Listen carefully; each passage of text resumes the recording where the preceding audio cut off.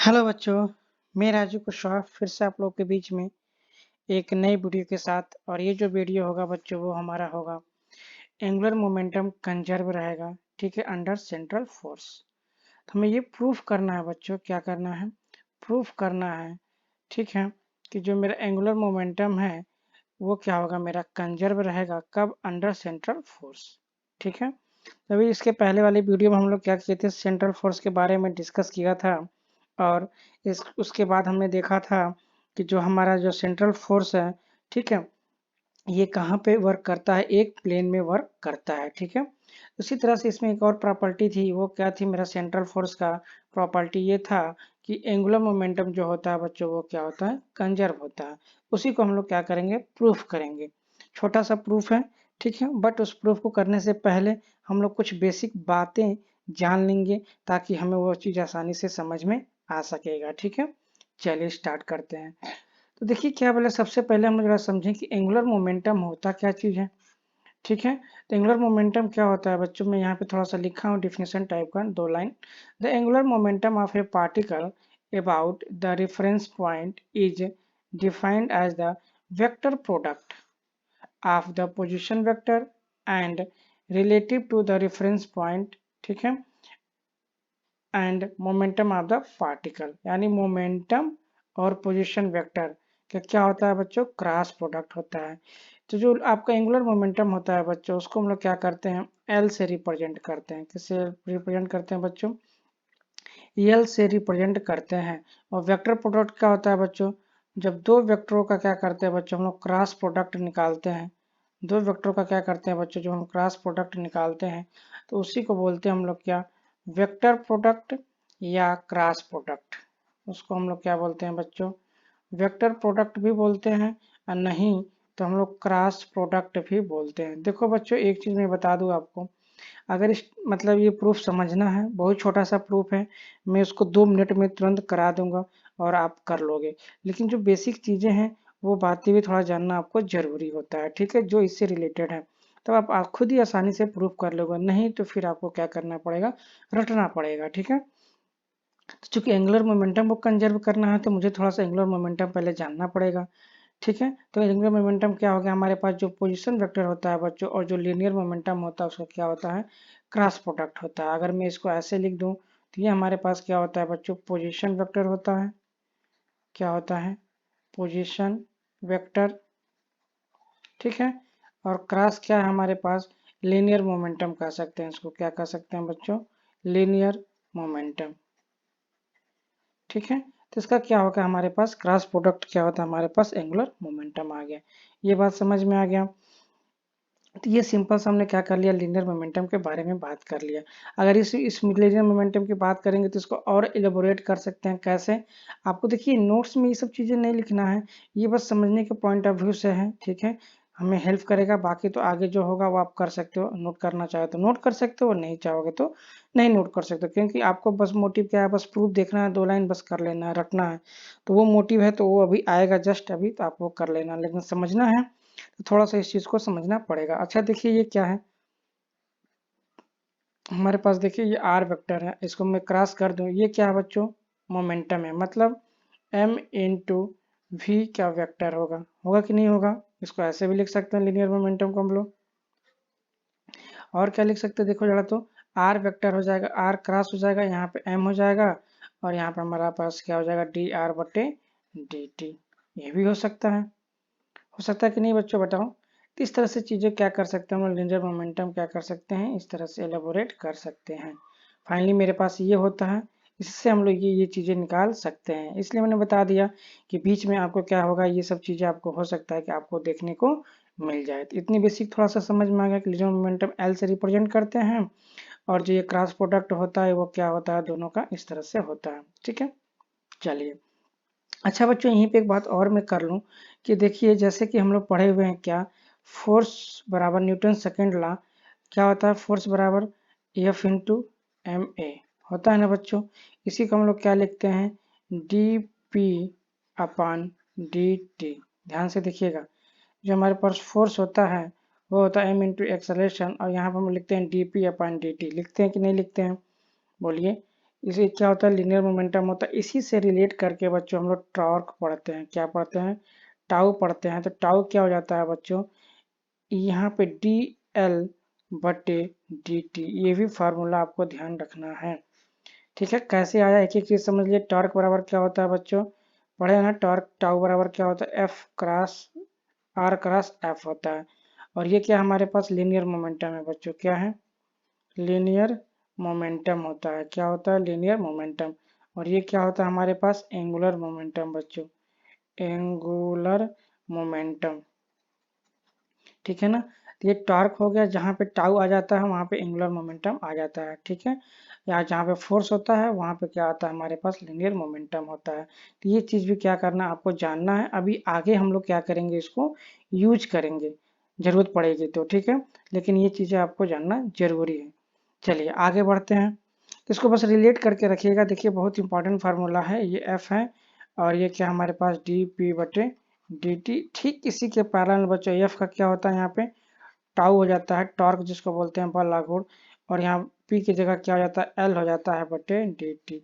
ये ध्यान रखिएगा। ठीक है, चलिए आगे बढ़ते हैं। तो ये थोड़ा सा एंगुलर मोमेंटम हम देख लिया। अब देखिए कंजर्वेशन हमको प्रूव करना है, तो अब जरा देख ले कंजर्वेशन ऑफ एंगुलर मोमेंटम क्या होता है बच्चों। क्योंकि मेरा मोटिव है ना, तो मेरा मोटिव अगर है एंगुलर मोमेंटम मतलब कंजर्व करने के लिए, तो हमको पता होना चाहिए ना कि मुझे क्या लाना है। अगर मैं डेरिवेशन कर रहा हूँ बच्चों, डिराइव कर रहा हूँ, प्रूफ कर रहा हूँ, तो मुझे क्या लाना है, ये तो मेरे माइंड में सेटअप होना चाहिए, तभी तो हम उस चीज़ को पहुंच पाएंगे वहां पे। ठीक है, तो इसलिए मैंने यहाँ पे ये भी पॉइंट थोड़ा डाल दिया है, कंजर्वेशन ऑफ एंगुलर मोमेंटम। तो ये क्या हुआ पता बच्चों, व्हेन एक्सटर्नल टॉर्क, क्या है, external torque acting on a rigid body is zero. इसका मतलब ये क्या कह रहा है बच्चों, टॉर्क की बात कर रहा है, मतलब टाउ अगर जीरो है, ठीक है, टाउ जीरो है तो the total angular momentum of the body is conserve. अगर ये चीज है टाउ बराबर जीरो, तो मेरा जो एंगुलर मोमेंटम होगा बच्चों, जो उसको बोलते हैं हम लोग एल, वो क्या हो जाएगा हमारे पास, कंजर्व हो जाएगा। C O N S E R V E D, momentum क्या हो जाएगा हमारे पास, कंजर्व हो जाएगा। This is the law of conservation of angular momentum. यानी अगर मुझे एंगुलर मोमेंटम को कंजर्व करना है बच्चों, तो टॉर्क को जीरो लाना पड़ेगा। अगर टॉर्क मेरे पास जीरो आ गया तो एंगुलर मोमेंटम क्या होता है हमारे पास, कंजर्व हो जाएगा। इसका मतलब कि अगर हमको ये दिखाना है कि सेंट्रल फोर्स के अंडर में जो एंगुलर मोमेंटम होता है वो कंजर्व है, तो हमको सेंट्रल फोर्स के थ्रू, या सेंट्रल फोर्स को जो आता है हमारे पास, उस फोर्स को यूज करते हुए बच्चों हमको, ध्यान से समझिएगा हमने क्या कहा, जो सेंट्रल फोर्स होता है बच्चों, जो सेंट्रल फोर्स है, सेंट्रल फोर्स, ठीक है, उस सेंट्रल फोर्स को यूज करते हुए मुझे क्या दिखाना है कि टाउ बराबर क्या हमारे पास जीरो, और एल बराबर क्या हो जाएगा हमारे पास, कंजर्व। ये कहने का मतलब है इसमें, क्योंकि मुझे पता हो गया कि एंगुलर मोमेंटम तभी कंजर्व होगा जब टाउ क्या हो यहाँ पे, जीरो। समझ में आ गया, टाउ हमारे पास जीरो अगर हो जाएगा, टाउ बोले या टॉर्क बोले, मतलब टॉर्क, टॉर्क अगर हमारे पास जीरो हो गया, समझ में आ गया, तो हमारा एंगुलर मोमेंटम क्या हो जाएगा, कंजर्व हो जाएगा। तो ये सारी चीजें, दो बातें हम लोगों ने पढ़ लिया।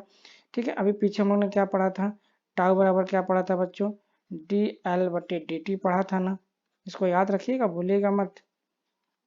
ठीक है, और कंजर्वेशन में हम लोगों ने देख लिया कि जो टाउ होना चाहिए वो क्या होना चाहिए बच्चों, जीरो होना चाहिए। तो यहाँ से दिख रहा है ना, टाउ बराबर जीरो हो गया। तो अब किसी भी डिफ्रेंसिएशन का बच्चों, किसी भी डिफ्रेंसिएशन का, ठीक है, कांस्टेंट अगर वैल्यू होती है तो वो क्या आता है, जीरो आता है। इसका मतलब ये हो गया कि यल क्या हो जाएगा, यहाँ से कांस्टेंट हो जाएगा, या यल क्या हो जाएगा, कंजर्व हो जाएगा। इसका मतलब ये जो स्टेटमेंट है ये मतलब सही है।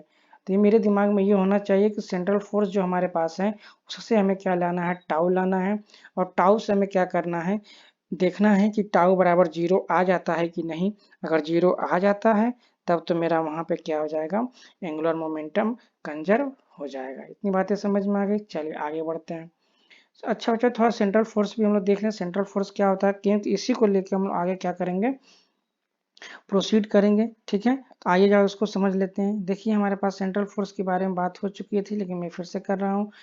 If a force acting on a particle in such a way that it is always directed towards या away from a fixed point, हमने क्या कहा था आपसे कि सपोज करिए कोई यहाँ पे क्या है बच्चों, ये हमारे पास क्या है, सन है, और ये हमारे पास क्या है बच्चों, अर्थ है। ठीक है, या कोई भी दो बॉडी है, वो क्या कर रहा है, इसके अक्रॉस क्या कर रहा है, रोटेट कर रहा है। क्या कर रहा है, रोटेट कर रहा है ऐसे। क्या कर रहा है बच्चों, रोटेट कर रहा है। ठीक है, जब रोटेट कर रहा है बच्चों तो इस बॉडी पे, ठीक है, इस सेंटर की तरफ क्या कर रहा है, एक फोर्स लग रहा है, या तो सेंटर की तरफ लग सकता है, या सेंटर से क्या हो सकता है, दूर भी इस फोर्स क्या हो सकता है, लग सकता है। जो सेंट्रल की तरफ फोर्स लग रहा है या सेंटर से दूर फोर्स लग रहा है, इस तरह के फोर्स को क्या बोलते हैं हम लोग, सेंट्रल फोर्स बोलते हैं। जिसमें हमारा ग्रेविटेशनल फोर्स भी आता है, इलेक्ट्रोस्टैटिक फोर्स भी आता है, मैग्नेटोस्टैटिक फोर्स भी आता है, स्प्रिंग मास वाला जो फोर्स होता है वो भी आता है। इसका मतलब जितनी भी बातें हम लोग पढ़ चुके हैं पहले, वो सारे के सारे क्या होते हैं, सेंट्रल फोर्स के अकॉर्डिंग आते हैं। ठीक है, तो इसके क्रॉस क्या होता है, जो एक फोर्स लगता है जो आर का फंक्शन होता है। किसका फंक्शन होता है बच्चों, आर का फंक्शन होता है। ठीक है, तो इसी आर वाले फंक्शन को, और ये मान लीजिए डिस्टेंस कितना होता है बच्चों, आर होता है, और ये क्या कर रहा है बच्चों, रोटेट कर रहा है। क्या कर रहा है, रोटेट कर रहा है। क्या कर रहा है, रोटेट कर रहा है। ठीक है, तो रोटेट कर रहा है तो हम लोग क्या करेंगे, इसी आर का और इसी फोर्स का क्या कर लेंगे हम लोग बच्चों, क्रॉस प्रोडक्ट निकाल देंगे। क्या करेंगे, क्रॉस प्रोडक्ट निकालेंगे, और उसी क्रॉस प्रोडक्ट को क्या करेंगे हम लोग आगे की तरफ सॉल्व करके, और देखेंगे वहां से कि टॉर्क या एंगुलर मोमेंटम कैसे कंजर्व हो रहा है। ठीक है, इतनी बातें समझ में आ गई। चलिए आगे बढ़ते हैं। तो ये आप सारी चीजें थोड़ा थोड़ा नोट्स में डाल लीजिएगा। ठीक है, ये डायग्राम बनाना होगा, थोड़ा सा डायग्राम ऐसे बना सकते हैं आप इसे। ये हमारे पास क्या होता है, सेंट्रीफ्यूगल फोर्स, ये हमारे पास हो जाता है सेंट्रीपिटल फोर्स। चलिए आगे बढ़ते हैं, इसी चीज को हम लोग लेके आगे बढ़ेंगे, सेंट्रल फोर्स का। अब देखिए बच्चों, जैसे कि हमको पता होता है कि जो सेंट्रल फोर्स होता है बच्चों, वो क्या होता है, एफ वेक्टर ऑफ आर, ऐसे नोट्स में लिखिएगा आप लोग। तो इसको हम लोग कैसे लिख सकते हैं बच्चों, F of R into R cap लिख सकते हैं। ठीक है, इसमें ये वेक्टर हो गया, मैग्नीट्यूड भी यहाँ पे जो ये जो है हमारा केवल मैग्नीट्यूड हो गया, ये हमारे पास क्या हो गया, डायरेक्शन हो गया। ठीक है, बात समझ में आ गया। चलिए अब हम लोग क्या करते हैं कि हमको पता है बॉडी क्या हो रही है, रोटेट हो रही है। क्या हो रही है बच्चों, बॉडी रोटेट हो रही है। अगर इसको मैं कह दूं इक्वेशन नंबर 1, ठीक है, तो अगर यहाँ पे मैं लिखूं when when any body when any body rotate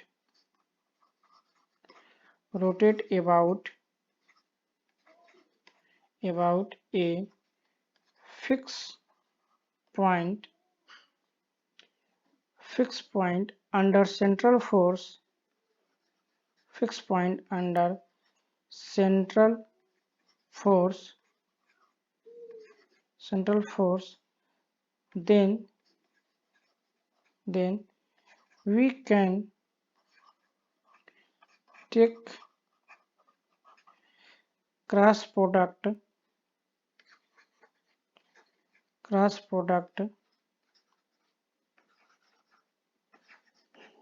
we can take cross product between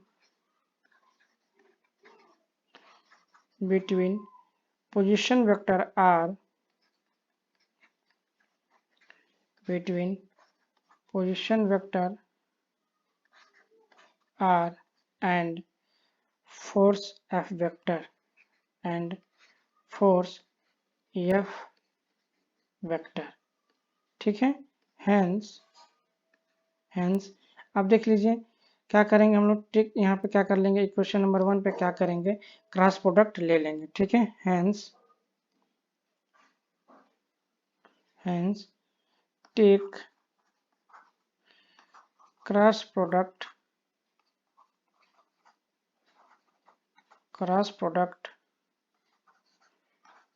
of equation 1 with, नहीं बस इक्वेशन 1, तो क्या मिलेगा हमें, वी गेट क्या मिला बच्चों हमें, देख लीजिए। अब हम लोग क्या करेंगे, यहाँ पे R cross F of R करेंगे, और यहाँ पे क्या कर लेंगे हम लोग, आर क्रॉस, ठीक है,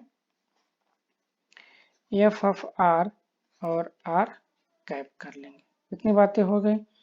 ठीक है, अब यहाँ पे हम लोग क्या लिख लेंगे कि हम लोग को पता है बच्चों आर कैप बराबर क्या होता है, वेक्टर आर बटे मॉड ऑफ आर, होता है कि नहीं होता है। तो यहाँ पे हम लोग क्या कर लेंगे, ऐसे कर लेंगे क्या कि R vector cross F of R, और यहाँ पे हम लोग कर लेंगे R vector upon mod R. ठीक है, क्लियर हो गया। अगर बहुत ज़्यादा दिक्कत हो तो हम ऐसे इसमें ब्रैकेट लगा देंगे। ठीक है, यहाँ पे भी क्या कर लेंगे हम लोग, ऐसे ब्रैकेट लगा देंगे। ठीक है, हो गया इतनी बातें। अब देख लीजिए इधर बच्चों क्या है, हमारे पास आर क्रॉस एफ है। क्या है, आर क्रॉस एफ। इस आर क्रॉस एफ, इस आर क्रॉस एफ को बच्चों हम लोग क्या लिख सकते हैं। ठीक है, अब यहाँ पे देख लीजिए, यहाँ पे थोड़ा सा मैं यहाँ पे भी वही चीज़ लिखता हूँ, R cross F of R. ठीक है, और यहाँ पे देखिए क्या हो जाएगा, आर वेक्टर, ये जो क्रॉस है बच्चों, इसको हम लोग क्या करेंगे अंदर ऑपरेट, अगर इसको लिखते हैं ऐसे हम लोग एफ ऑफ आर बटे मॉड आर। ठीक है, और यहाँ पे हम लिख देते हैं बस आर वेक्टर ऐसे करके। ठीक है, क्लियर हो गया। चलिए आगे आइए हम लोग देखते हैं क्या करना है। अब देखिए अगर मैं यहाँ पे लिख दूं क्या कि we know that torque TORQE torque tau यहाँ ब्रैकेट में दे दो, टॉर्क टाउ क्या होता है बच्चों, R cross F of R कर सकते हैं। ठीक है, यहाँ पर टाउ ऐसे बना लीजिए अच्छे से। ठीक है, ये वेक्टर फॉर्म में होता है। ठीक है, तो हम लोग क्या कर लेंगे, नाउ टाउ बराबर टॉर्क बराबर, अब ये जो वहाँ पे था वो टॉर्क हो जाएगा। ठीक है, और जहाँ पे एफ ऑफ आर था, मॉड ऑफ आर था, और जो मेरे पास अंदर ऑपरेट हो रहा था आर वेक्टर, उसको मैं ऐसे कर दूंगा आर वेक्टर क्रॉस। ठीक है, इस तरीके से लिख लूंगा। ठीक है बच्चों, अब ये देख लीजिए हमें पता है क्या कि जो वेक्टर ए होता है बच्चों, vector A cross vector A बराबर 0। ठीक है, या आई क्रॉस आई बराबर 0 क्यों होता है बच्चों, हमें पता है कि अगर ए क्रॉस बी निकालते हम लोग तो क्या आता है बच्चों, वेक्टर ए क्रॉस बी क्या आता है हमारे पास, ए बी साइन थीटा आता है। और चूंकि सेम है बच्चों, क्या हो गया, सेम हो गया, तो एंगल जो हो गया बच्चों 0 हो गया, इसके बीच में पैरेलल हो गया ना। तो ए बी की वैल्यू जब 0 होती है बच्चों, तो साइन 0 की वैल्यू क्या होती है बच्चों, साइन 0 की वैल्यू 0। तो यहाँ पे हमारे पास क्या मिल जाता है, अगर सेम हो जाती है तो ए क्रॉस ए बराबर क्या मिलता है हमें, 0 आ जाता है। ठीक है, तो इसका मतलब ये जो वैल्यू होगा हमारे पास, ये वैल्यू क्या हो जाएगी बच्चों, 0। तो यहाँ से हम लोग कह सकते हैं क्या कि एफ ऑफ आर और मॉड ऑफ आर, ठीक है, इनटू क्या हो जाएगा हमारे पास 0, इसकी वैल्यू हो जाएगी 0, और यहाँ पे क्या हो जाएगा बच्चों, टाउ बराबर। ठीक है, तो इसका मतलब क्या हो जाएगा बच्चों, टाउ बराबर क्या हो गया हमारे पास, 0। हो गया कि नहीं हो गया, इसका मतलब क्या हो गया, यहाँ पे टॉर्क मेरा क्या हो गया, 0। हम लोगों ने पढ़ा था बच्चों कंजर्व कब होगा बच्चों, एंगुलर मोमेंटम कंजर्व कब होगा, एंगुलर मोमेंटम कंजर्व कब होगा, CONSERVED कंजर्व कब होगा, जब हमारे पास बच्चों टॉर्क क्या होगा, 0। टॉर्क तो 0 हो गया, लेकिन थोड़ा सा आपको भी दिखना चाहिए कि हाँ एंगुलर मोमेंटम कंजर्व है कि नहीं है। तो उसके लिए क्या करेंगे हम लोग, फिर एक चीज़ लिखेंगे हम लोग क्या, वी नो डैट, मैं पीछे आपको इसीलिए बता चुका था सारी बेसिक चीज़ें, we know that we know that क्या जानते हैं हम लोग कि क्या होता है हमारे पास, torque equal to D L बटे डी टी, जानते हैं कि नहीं बताइए, जानते हैं ना, टाउ बराबर क्या होता है, ये हमारे पास angular momentum with respect to time, यही पढ़े हम लोग कैसे, हम लोग पीछे बताया था अभी मैं आपको, एफ बराबर क्या होता है बच्चों, डी पी बटे D T Newton second law. इसी के पैरेलल में क्या होता है बच्चों, टाउ बराबर हमारे पास होता है dl/dt। मैंने इसीलिए पीछे आपको बता दिया ताकि कोई चीज़ समझने में आपको दिक्कत ना हो। तो अब यही चीज़ क्या करेंगे, आप उठा करके यहाँ पुट कर दीजिए। ठीक है, बात समझ में आ रहा है? आगे देख लीजिए। तो हेंस क्या हो जाएगा हमारे पास, देख लीजिए। ठीक है, क्या हो जाएगा, टाउ बराबर 0 और बराबर dl/dt। इसका मतलब क्या हो जाएगा, हम लोग यहाँ पे लिख सकते हैं ऐसे, वेक्टर भी दे दीजिए, dl/dt बराबर 0। इट मीन्स क्या निकल जाएगा कि जो ये d/dt है l बराबर 0। तो l यहाँ से क्या हो जाएगा, l बराबर क्या हो जाएगा बच्चों, कांस्टेंट। l बराबर क्या हो जाएगा, कांस्टेंट। कांस्टेंट का मतलब क्या हो गया बच्चों, l बराबर क्या हो गया हमारे पास, कंजर्व हो गया, CONSCRVED। तो l क्या हो गया बच्चों हमारे पास, यहाँ से कंजर्व हो गया। और l क्या था बच्चों हमारे पास, l क्या था हमारे पास, एंगुलर मोमेंटम था। क्या था हमारे पास, angular momentum, angular momentum. Clear है? तो यहाँ से क्या हो गया हमारे पास, एंगुलर मोमेंटम यहाँ से कंजर्व हो गया। यहाँ से हम लोग आसानी से निकाल सकते हैं, कोई दिक्कत नहीं है। हो जाएगा ना? बताइए, सारी बातें समझ में आ गई? तो आई होप आपको समझ में आया होगा यहाँ से। तो ये सारी चीज़ें आप लोग क्या करिएगा, नोट डाउन कर लीजिएगा। ठीक है, चलिए फिर मिलते हैं हम लोग नए वीडियो के साथ। तब तक के लिए नमस्कार, थैंक यू।